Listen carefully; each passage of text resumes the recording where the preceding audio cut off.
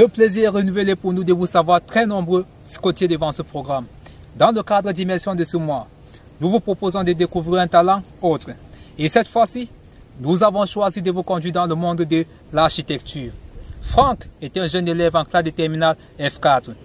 Et son rêve de devenir architecte est en voie de se réaliser vu la qualité des œuvres déjà produites à son jeune âge. Aujourd'hui, il a décidé de nous conduire dans son couloir. Alors je vous conseille de ne pas décoller de votre siège car le meilleur c'est pour tout de suite.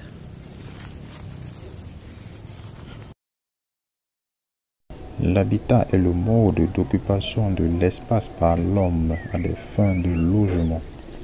L'habitat peut prendre la forme de différentes architectures selon la nature plus ou moins hostile de l'environnement. Il en résulte alors une configuration architecturale qui doit se plier à des facteurs extérieurs dont la prégnance varie selon les milieux et les territoires.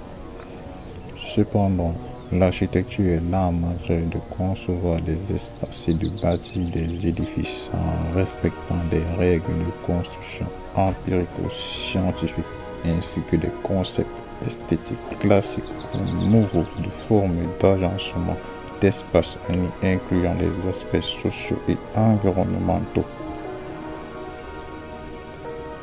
Pour mieux comprendre ce vaste domaine, nous sommes allés à la rencontre d'un jeune architecte le nommé Franck Tatla afin d'avoir plus d'informations à ce sujet. Âgé de seulement 21 ans et élève en classe de terminale, son talent est immense car il arrive à faire des créations superbes des maisons d'habitation. Quand on dit architecte, travailler d'un architecte en fait, il doit juste concevoir un plan qui puisse être habitable, qui puisse respecter les normes et avoir aussi un côté esthétique selon le goût du client en fait. Puisqu'il faut que ça plaise au client, il faut que ça respecte aussi les normes de construction, qu'il puisse être le plus possible à l'aise dans sa maison. Le métier d'architecte envoie à la création, la création et l'invention en fait.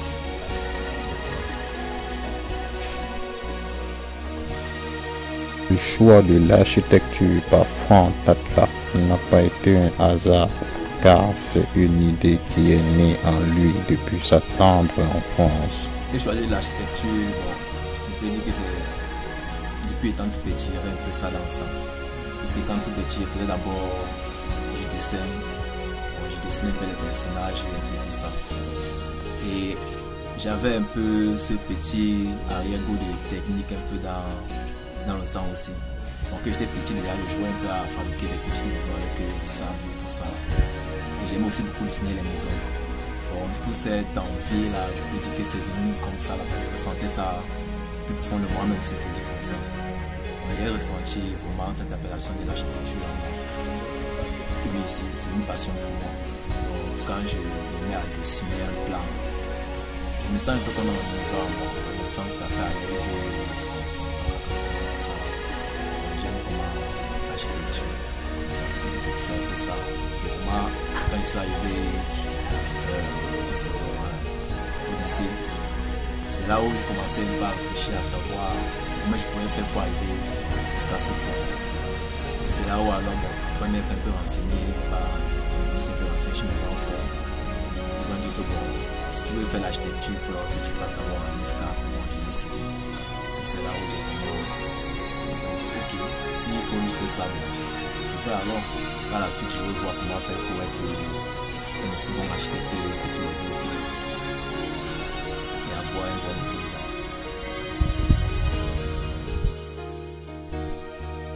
Devenir architecte nécessite un dur labeur car il faut faire de longues études et s'armer d'une bonne dose de patience. Pour commencer une formation dans l'architecture, il faut d'abord un bac. Parce que c'est ça qui commence d'abord, c'est avec ça qu'on commence tout en fait. Une fois qu'on a le bac, on peut directement aller dans une université architecturale pour alors on peut aller dans une autre université. Puisqu'en fait, il y a aussi un autre moyen. On peut aller dans une autre université, on fait 3 ans là-bas.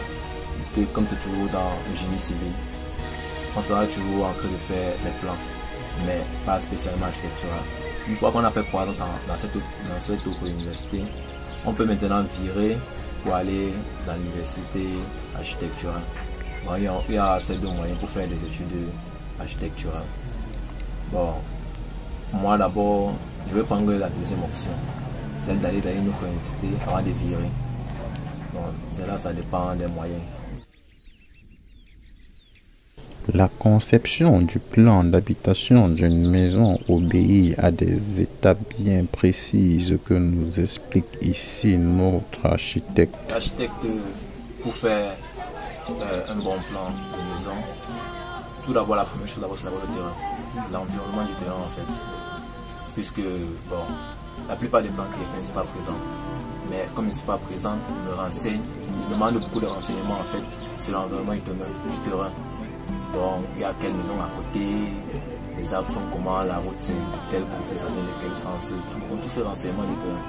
Donc, une fois que tous ces renseignements, je les ai acquis, je commence maintenant par ce qu'on appelle le croquis.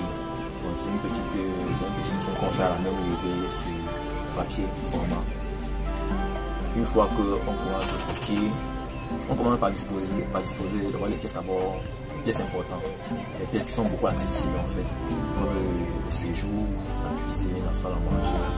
Avant de matérialiser maintenant les pièces maintenant de nuit, on appelle ça les pièces de nuit. Les pièces de nuit sont comme les chambres, c'est qui sont accessibles. Une fois qu'on a fini de faire le croquis, on se rassure maintenant. Bon, maintenant on passe maintenant à la seconde phase du croquis en fait. Puisque maintenant on va maintenant faire le plan, mais pas complètement. Maintenant on va faire le plan en appliquant maintenant les dimensions. Puisque c'est maintenant les dimensions maintenant qui va maintenant donner la bonne disposition des pièces et tout ce qui va avec. Maintenant, dès qu'on a fait la deuxième phase du croquis, on se rassure maintenant du côté technique maintenant de la chose. Puisqu'il ne suffit pas juste de faire un plan aussi comme ça au hasard. Il faut s'assurer du côté technique. Ça respecte telle norme, ça respecte telle règle. Il faut que tout va dans la norme en fait. Parce que si ce n'est pas dans la norme, il y aura un peu des cacasseries au niveau de la réalisation. Bon, une fois que cela est fait, maintenant on peut passer directement à la conception sur la machine. Bon, directement là pour faire la 2D. Bon, moi particulièrement j'utilise AutoCAD qui est spécialisé beaucoup dans la 2D. J'utilise AutoCAD pour concevoir maintenant, je vais dire de façon un peu définitive, le plan 2D. Il va avoir quoi d'après. Bon, je commence par le plan 2D. Là maintenant sur le plan 2D, on matérialise tous les plans d'architecture. On peut dire que les plans d'architecture, les plans de distribution, les plans qu'on peut voir directement, la position de telle pièce, sa dimension, tout le reste. Après, le plan qui suivent ensuite, les façades, les coupes, les plans de masse et tout ça. Bon, une fois que on a fini avec les plans 2D, maintenant on passe maintenant au plan 3D. Bon, les architectes, bon, nous on insiste beaucoup plus sur la 3D. Pourquoi? Parce que quand on fait un plan 2D et que l'on présente au client, en fait, il voit bien la chose en 2D. Mais lui, il aimerait avoir directement un aperçu dans sa tête. Puisque ce que nous on conçoit, c'est nous qui avons ça dans la tête. Un truc qui sort directement de la pensée. Maintenant, pour que le client puisse visualiser la chose, en fait, on matérialise maintenant la 3D. Donc c'est la 3D, avec la 3D, beaucoup plus avec la 3D, qu'on essaie un peu d'expliquer au client que tel positionnement est bon parce que c'est comme ça. C'est mieux de faire ici là parce que c'est comme ça et tout ça. Donc une fois qu'on a fini la 2D, on présente au client avec un petit aperçu de la 3D. Bon. Généralement quand il fait mes dessins, surtout 2D et 3D, il ne finit pas complètement. Parce que quand il fait, il présente d'abord au client. Il faut avoir son avis d'abord par rapport. Puisque ce n'est pas notre plan qu'on conçoit, c'est pour le client. Il faut que lui dise que non. J'ai telle chose que vous voulez plutôt qu'on ajoute ici là. Pour réussir son travail, notre architecte l'architecte s'arme de beaucoup de temps car il faut éviter les erreurs afin de construire quelque chose d'agréable qui plaira à son client. Un R+1 pour concevoir un plan architectural complet, bon, il peut aller jusqu'à dans 3 semaines. Parce que pour faire un plan architectural, c'est pas seulement une simple 2D et de la 3D à côté. Puisqu'il y a aussi, comme je disais, comme je ne fais que le répéter en fait, le côté technique. Puisque pour un R+1, il va avoir un plan de distribution pour les 2 niveaux, un plan de fondation, un plan pour le plancher haut. Il faut maintenant les façades, la toiture, le plan d'électricité, le plan pour l'évacuation des eaux, l'installation sanitaire, tout ça. Tout ça en fait c'est le travail qui est réservé pour l'architecte. Bon, c'est lui qui doit faire tout cela. Une fois qu'il a fini ce plan-là, il peut maintenant passer à la 3D. Bon, pour faire un R+1, pour moi ça me met 3 semaines parce que d'abord je prends en fait un peu comme 2 jours pour concevoir d'abord le croquis. Bon, j'aime souvent prendre mon temps quand je veux commencer un plan. Quand je veux commencer à sortir les premières idées, j'aime bien réfléchir. Enfin, bon, je me force à ce que ce ne soit pas un plan que à la première vue on va dire que non, j'ai vu ce plan sur telle place. Je me force à ce que le plan soit toujours différent. Peu importe si c'est un croquis ou bien un pitch, je me force toujours que ce soit différent. C'est pour ça que j'aime prendre mon temps pour faire le croquis. Une fois que j'ai fini le croquis, je peux mettre environ un peu plus d'une semaine pour finir tout le plan 2D complet. Donc pour faire un plan 2D complet, et que ce soit définitif, je mets un peu plus d'une semaine. Maintenant pour la 3D, bon, donc là, je n'ai pas vraiment une durée parce que ça dépend souvent de la complexité du plan à concevoir pour la 3D. Et aussi du logiciel que j'utilise. Parce que j'utilise en fait 2 logiciels pour mes plans 3D. J'utilise Archicad et SketchUp. Bon, ça c'est les 2 logiciels que j'utilise pour ma 3D. Bon. J'utilise les 2 logiciels parce que ça dépend souvent du type de 3D que je dois concevoir. Puisqu'il y a certains qui sont un peu plus complexes, donc ils demandent un peu plus de formes un peu particulières. Donc quand c'est un peu plus particulier, des formes, je sais pas, des fauteuils, des murs, en art de cercle, tout ça là. Bon, maintenant je commence d'abord à réfléchir d'abord que pour faire telle partie de ma 3D, qu'est-ce que je vais utiliser comme outil entre mes 2 logiciels. Bon, je réfléchis d'abord un peu à ça en avance, avant de me décider maintenant le logiciel que je choisis pour ma 3D. Bon, pour le cas là, le temps, je ne peux pas vraiment donner un temps exact. Je peux peut-être dire que comme, je sais pas, 1 semaine, 3 jours, 4 jours, ça dépend. C'est quelque chose qui dépend beaucoup, ne pas donner un temps exact.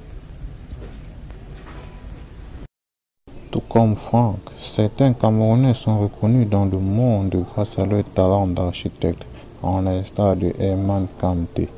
Né en 1992, il est associé fondateur et directeur de la création HKA, en abrégé Herman Kamte et associé. Il est considéré comme l'un des architectes de la nouvelle génération, pionnier de la structure en bois. En décembre 2018, lors de l'African Forum organisé en Égypte, il a prononcé le discours principal aux côtés des présidents Paul Kagame et Abdel Fattah, ainsi que 4 autres jeunes entrepreneurs africains. Herman Kamte a acquis une notoriété internationale et travaille actuellement sur divers projets en Afrique, en Europe, en Amérique du Nord et en Asie. Moi, c'est Gacho Konda David, étudiant au niveau 1 bâtiment. Tout d'abord, c'est d'abord comment faire pour moi. Parce qu'on peut dire qu'on a grandi ensemble, dans le même environnement. Notre quartier, c'est Harry, précisément à Douala. Bon, il est connu tout d'abord quand il était au cycle secondaire du Lyon. En ce temps-là, il faisait niveau 2e année. 2e année, cycle secondaire. Moi, je faisais encore 1re année. En ce temps, tout d'abord passionné toujours par les dessins, les petites choses, c'est-à-dire bon, les petits bricolages, puisqu'on a fait la même branche. Et durant tout notre parcours, c'était lui qui nous apprenait certaines choses en salle. Quand le professeur parlait de certaines choses sur le thème du dessin, c'est toujours lui qui apporte certaines modifications, tout ce qui va avec. Moi, c'est Sayan Chassou Walter Cabot, ami intime du dénommé Tadla Franck. En ce qui concerne mon ami,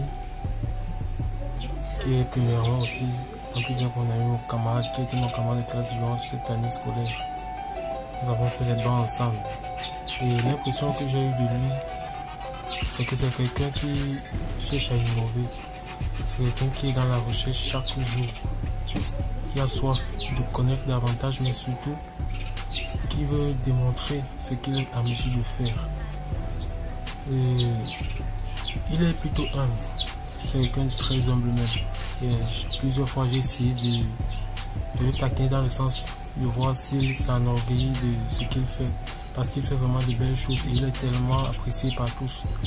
Et on sait que lorsqu'on est beaucoup apprécié dans ce qu'on fait, on pense et qu'on donne une impression d'être, que tu sois le plus fort, par moment tu veux t'enorgueillir et être au-dessus des autres. Par contre, ça n'a pas été son cas. Il a toujours cherché à se rabaisser, il a demandé les conseils à nous qui le prenions comme le plus brave de nous tous en ce qui concerne le dessin. Principalement, même, je m'aurais dit que c'est lui qui m'a beaucoup remonté en dessin parce que j'avais des difficultés, des lacunes. Et vers lui, je me dirigeais chaque fois. Donc, comme je l'ai dit, je pense que c'est quelqu'un qui va aller très loin. Déjà, pour moi, je pense qu'il va aller très loin. Assis devant son ordinateur, notre artiste nous propose la démonstration de son talent d'architecte.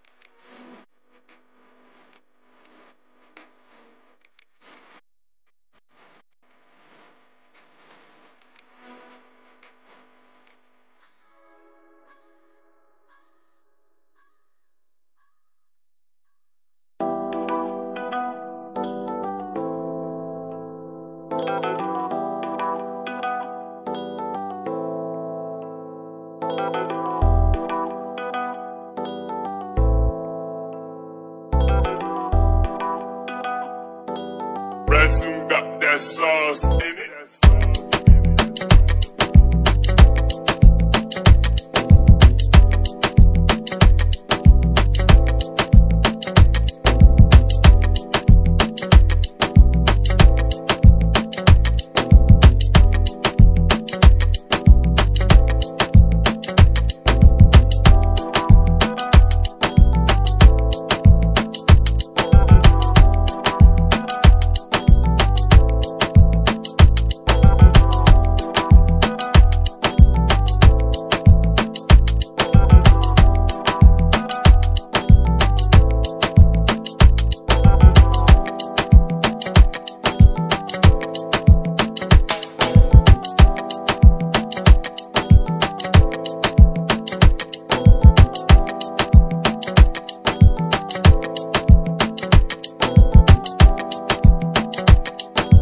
Ransom got that sauce in it.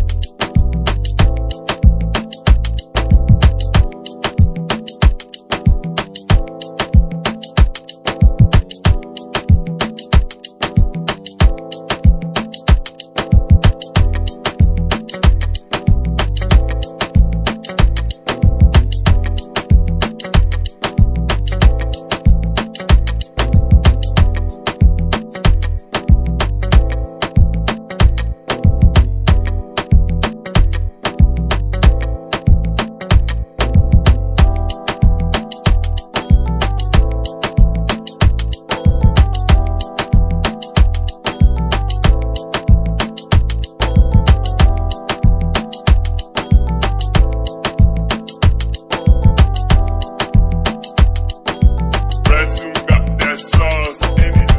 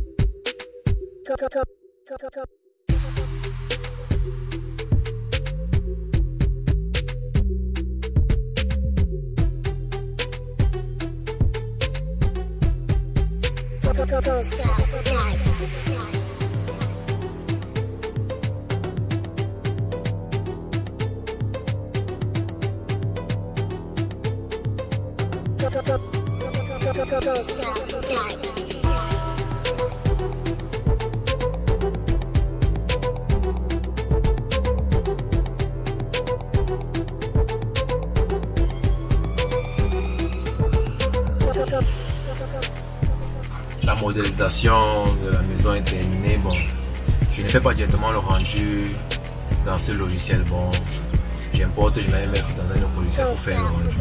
Bon, entre temps, je peux quand même utiliser une option du logiciel. Bon, c'est un plugin qui me permet de faire un rendu un peu réaliste de la maison pour voir à quoi ça ressemble. Bon, voici un peu à quoi va ressembler la maison une fois que je serai dans l'Atlantis. Bon, étant dans l'Atlantis, je vais pouvoir mettre des textures, bon, des peintures, des matériaux sur les murs qui vont donner un aspect beaucoup plus réel au rendu, bon, à la photo réaliste que je vais faire. Bon, ça c'est un peu le rôle de Atlantis, faire des rendus réalistes. Tout ça en par l'écran, quelques matériaux, en modifiant les lumières, l'importance de les profondeurs, la cohérence et les réflexions et tout ça. Tout ça sont un peu des paramètres qu'il faut faire pour donner au matériau les caractéristiques voulues en fait. Bon, dans SketchUp, je vais finir de mettre la partie des gazons, mettre les pots de fleurs, la partie des jardins, avant maintenant d'aller dans la partie finie, maintenant le travail du rouge.